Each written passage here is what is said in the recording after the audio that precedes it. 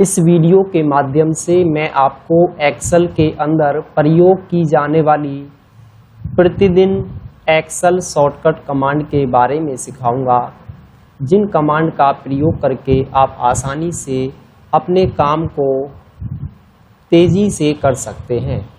पहली जो कमांड है Ctrl+S save current file. Current file को या पुरानी फाइल को सेव करना। जैसे ही मैं कीबोर्ड से Ctrl+S प्रेस करूंगा तो आप यहाँ देखेंगे आपको यहाँ पर एक सेव का एक ऑप्शन आपको दिखाई देगा। मैंने Ctrl+S किया तो यहाँ पर जो मेरा डेटा है वो इस फाइल के अंदर वो सेव हो गया है, क्योंकि ये फाइल मेरी 2022 यूट्यूब कोर्स एडवांस एक्सेल के नाम से फाइल पहले से सेव थी। जब भी हम किसी पुरानी फाइल पर काम करते हैं, उसमें नया डेटा ऐड करते हैं या डिलीट करते हैं, तो Ctrl+S करना ज़रूरी होता है हमारे लिए, ताकि हमने जो आज काम किया अपनी फाइल में, जो बदलाव किया है, वो उस फाइल के अंदर सेव हो जाता है। उसके बाद अगली जो कमांड है Ctrl+O open save file. Save हुई फाइल को ओपन करना। मैं कीबोर्ड से Ctrl+O की प्रेस करूंगा तो जिस फाइल को आपको ओपन करना है, जैसे मैं यहाँ से HLOOKUP फंक्शन की फाइल को ओपन करना चाहता हूँ, तो देखिए मेरे सामने यहाँ पर HLOOKUP फाइल की जो विंडो है वो यहाँ पर ओपन हो गई है, जो मेरे कंप्यूटर में पहले से सेव थी। तो इस प्रकार से आप अपनी सेव फाइल को आसानी से ओपन कर सकते हैं। उसके बाद यही काम मैं Ctrl+ फंक्शन की F2 का प्रयोग करके भी फाइल को आसानी से ओपन कर सकता हूं।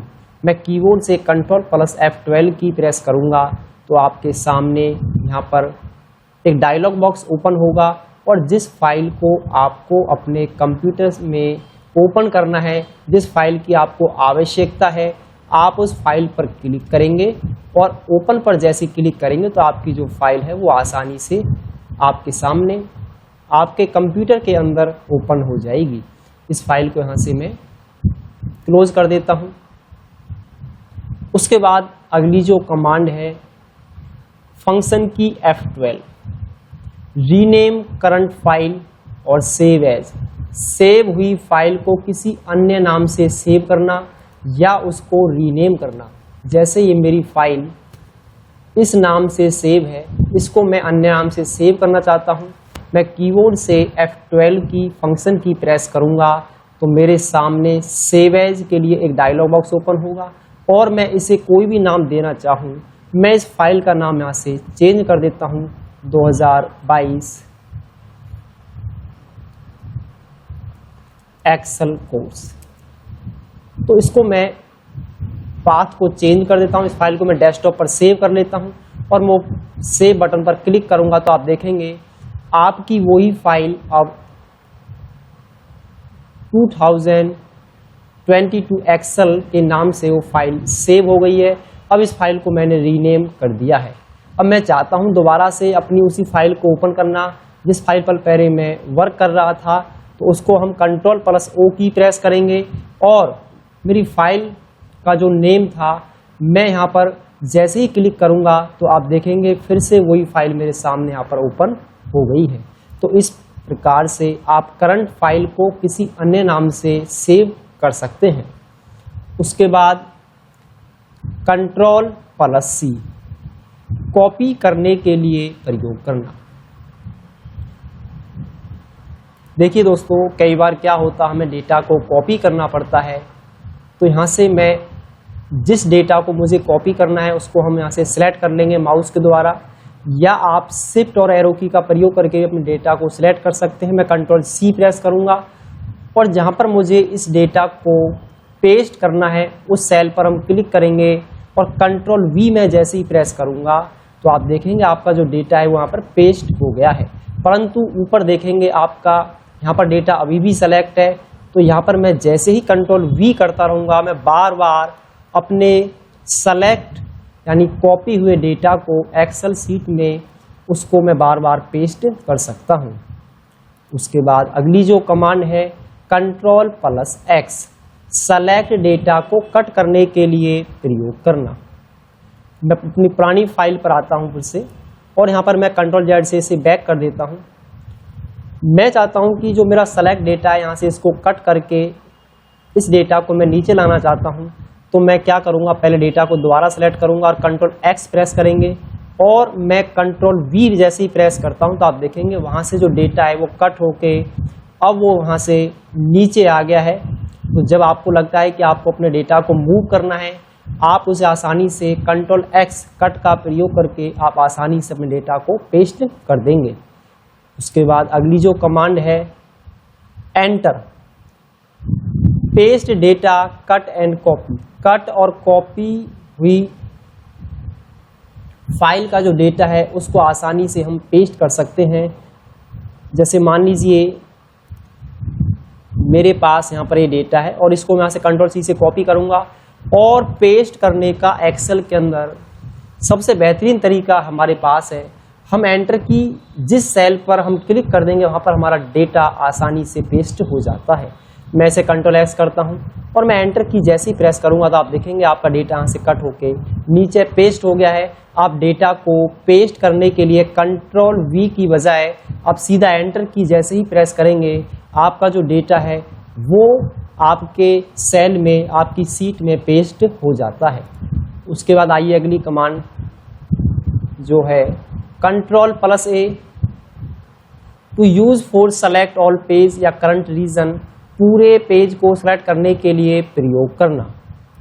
अब मैं जैसे अपने कर्सर को इस टेबल पर क्लिक करता हूं और मैं Ctrl+A करूंगा तो आप देखेंगे सिर्फ करंट रीजन का डेटा ही सिलेक्ट हुआ है, क्योंकि इस टेबल के अंदर यही डेटा है।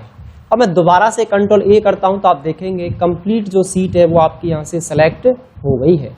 यदि आप एक साथ चाहते हैं कि कंप्लीट सीट आपकी सेलेक्ट हो जाए तो आप सीट के ब्लैंक सेल पर कहीं भी क्लिक कर देंगे और Ctrl+A जैसे क्लिक करेंगे तो आप अपने कंप्लीट रिकॉर्ड को आसानी से सिलेक्ट कर सकते हैं। आप चाहते हैं कि जो आपका डेटा है टेबल के अंदर वही सेलेक्ट हो तो Ctrl+A को आप एक बार प्रेस करें, और जब Ctrl+A दोबारा प्रेस करेंगे तो आपका सीट का कंप्लीट रिकॉर्ड आसानी से सेलेक्ट हो जाता है। उसके बाद अगली जो कमांड है Ctrl+B, सेलेक्ट हुए डेटा को बोल्ड करने के लिए प्रयोग करना।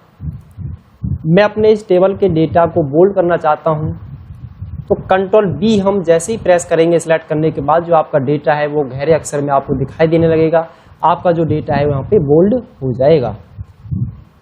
उसके बाद अगली जो कमांड है वो है Ctrl+Z, अंडू, लिखे हुए शब्दों को हटाने के लिए प्रयोग करना, या आपने जो भी एक्शन अभी करंट में परफॉर्म किया है उसको आपको बैक करना है। तो मैं जैसे अभी मैंने इस डेटा को यहाँ पर बोल्ड किया था, मुझे वापस जाना है तो Ctrl+Z में जैसे ही प्रेस करूंगा तो आप देखेंगे आपका जो डेटा है वो अनबोल्ड हो गया है। और Ctrl+Y मैं जैसे ही प्रेस करूंगा, जहाँ तक आपने अपनी सीट पर वर्क किया था वहाँ तक आपको Ctrl+Y से आप वहाँ पर आ सकते हैं। Ctrl+Z बैक जाने के लिए और Ctrl+Y जहाँ पे आपने अपने काम को करना छोड़ा था, Ctrl+Y उस काम को यहाँ पर रीडू कर देती है, वापस आपको वहीं पर ले आती है। उसके बाद जो अगली कमांड है वो है Shift+Space बार, रो को सेलेक्ट करने के लिए प्रयोग करना। अब मैं यहाँ से इस रो को सेलेक्ट करना चाहता हूँ,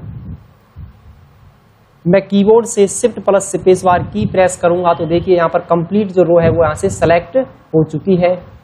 आप चाहते हैं दो रो को सिलेक्ट करना तो आप दो सेल को सिलेक्ट कर लेंगे इस प्रकार से, और शिफ्ट के साथ प्रेस करेंगे Shift+Space बार तो आप देखेंगे आपकी जो कंप्लीट रो है वो यहाँ पे सेलेक्ट हो गई है। और आप डिलीट करना चाहें तो आसानी से अब इनको आप एक क्लिक से डिलीट कर सकते हैं। उसके बाद अगली जो कमांड है वो है Ctrl+Space बार, कॉलम को सिलेक्ट करने के लिए प्रयोग करना। मैं अपने इस टेबल के अंदर से डी और ई कॉलम को सिलेक्ट करना चाहता हूं। वैसे सिंपली मैं ऊपर भी क्लिक करके कॉलम को सिलेक्ट कर सकता हूं, परंतु मुझे सेलेक्ट करना है कीबोर्ड के द्वारा, तो मैं प्रेस करूंगा, इन दो सेल को पहले सेलेक्ट करेंगे और कीबोर्ड से प्रेस करेंगे कंट्रोल प्लस स्पेस बार, तो आप देखेंगे आपका नीचे तक जो कॉलम है वो आसानी से सेलेक्ट हो गया है। और आप चाहते हैं इसको डिलीट करना तो आप डिलीट कर सकते हैं। आप चाहते हैं दो कॉलम इंसर्ट करना तो आप यहाँ पे आसानी से सेल के जो ऑप्शन है इंसर्ट और डिलीट पे आप क्लिक करके डिलीट और उनको आसानी से इंसर्ट कर सकते हैं। उसके बाद अगली जो कमांड है कंट्रोल प्लस रो और कॉलम को इंसर्ट कराने के लिए प्रयोग करना। मैं चाहता हूं कि F के लेफ्ट साइड में यहाँ पे एक कॉलम इंसर्ट हो जाए न्यू, तो मैं कीबोर्ड से सबसे पहले हम इस कॉलम को सिलेक्ट करेंगे कंट्रोल स्पेस बार से, और कंट्रोल प्लस मैं जैसे ही प्रेस करूंगा तो आप देखेंगे लेफ्ट साइड में न्यू कॉलम यहाँ पे इंसर्ट हो गया है। और जो अगली कमांड है वो है कंट्रोल प्लस माइनस, आवश्यकता पड़ने पर कॉलम और रो को डिलीट करने के लिए प्रयोग करना। अब मैं चाहता हूं कि इस कॉलम को यहाँ से मुझे जो ब्लैंक जो कॉलम है उनको डिलीट करना है। मैं कीबोर्ड से कंट्रोल माइनस की जैसे ही प्रेस करूंगा तो आप देखेंगे यहाँ से आपके ब्लैंक जो कॉलम थे यहाँ से वो डिलीट हो चुके हैं। इसी प्रकार से आप रो को सिलेक्ट करके आप यहाँ पे आसानी से रो को डिलीट भी कर सकते हैं कंट्रोल माइनस का प्रयोग करके, और कंट्रोल प्लस का प्रयोग करके आप न्यू रो यहाँ पर इंसर्ट करा सकते हैं कंट्रोल प्लस का प्रयोग करके। तो इस प्रकार से आप रो और कॉलम आसानी से अपनी सीट में इंसर्ट कर सकते हैं। उसके बाद अगली कमांड है कंट्रोल प्लस एन। आप चाहते हैं एक न्यू वर्कशीट ओपन करना तो कंट्रोल एन हम जैसे ही प्रेस करेंगे तो आपके सामने बिल्कुल न्यू विंडो यहाँ पर ओपन हो जाती है एक्सेल की, जिसमें आप कोई नया रिकॉर्ड भी इसमें आप यहाँ पे शामिल कर सकते हैं। उसके बाद सेल को एडिट करने के हमारे पास 3 तरीके हैं जिसके माध्यम से हम अपनी एक्सेल सीट के अंदर सेल को 3 तरीके से हम एडिट कर सकते हैं।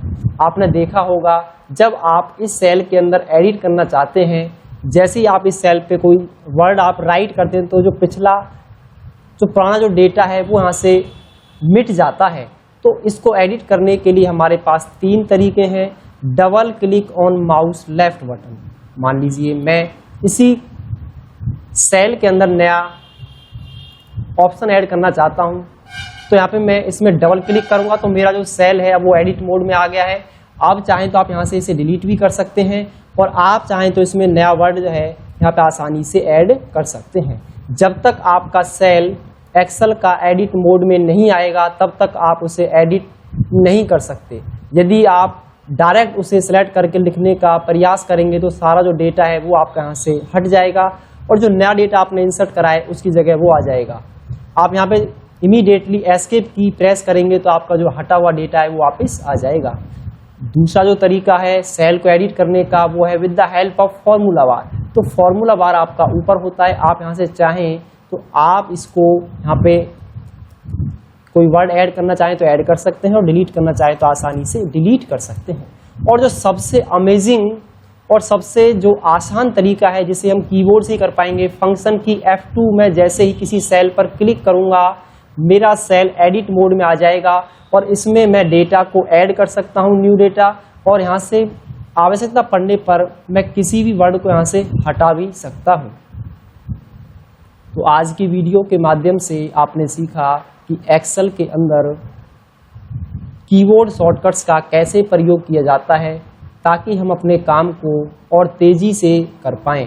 Thanks for watching my YouTube channel.